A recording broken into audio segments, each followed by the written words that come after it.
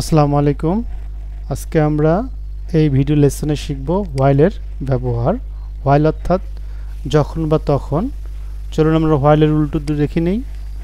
While যদি বাক্যের মাঝে থাকে হোয়াইলের সামনে প্রেজেন্ট ইনডিফিনিট টেন্স হলে হোয়াইলের পরে প্রেজেন্ট কন্টিনিউয়াস টেন্স করতে হয়। আবার যদি হোয়াইল বাক্যের মাঝে থাকে হোয়াইলের সামনে পাস্ট ইনডিফিনিট টেন্স হলে হোয়াইলের পরে পাস্ট কন্টিনিউয়াস টেন্স করতে হবে। এবং যদি কোনো বাক্য হোয়াইল দ্বারা শুরু হয় হোয়াইলের পরে যদি পাস্ট কন্টিনিউয়াস টেন্স হয় তাহলে পরেরটা পাস্ট ইনডিফিনিট টেন্স করতে হবে। অর্থাৎ হোয়াইলের সামনে যে টেন্স যে ইনডিফিনিট পরেরটা সেই কন্টিনিউয়াস করতে হবে।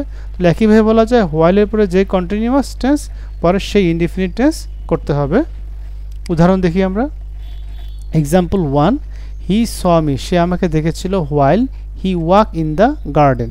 তাহলে হোয়াইলের সামনে আমরা এখানে দেখতেছি পাস্ট ইনডিফিনিট টেন্স, কারণ হি সাবজেক্ট ওয়াজ স হচ্ছে V2, তাহলে হি স মি, সে আমাকে দেখেছিল while he walk in the garden. তাহলে পরটা পাস্ট কন্টিনিউয়াস টেন্স করতে হবে। তাহলে অ্যান্সারটি হবে he was walking in the garden.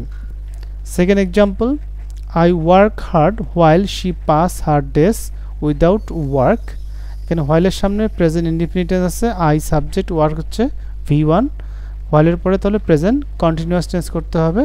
তাহলে she third person singular number, তো অ্যান্সারটা হচ্ছে she is passing her days without work. Okay, last example, while they were playing in the field. হোয়াইলের পরে পাস্ট কন্টিনিউয়াস টেন্স আছে because they subject was were auxiliary verb এবং playing হচ্ছে মূল verb. So হোয়াইলের পরে পাস্ট কন্টিনিউয়াস টেন্স হলে পরটা past indefinite tense করতে হবে। তাহলে আই সি দেম, তাহলে এখানে হবে আই স দেম। সকলকে ধন্যবাদ। ভিডিও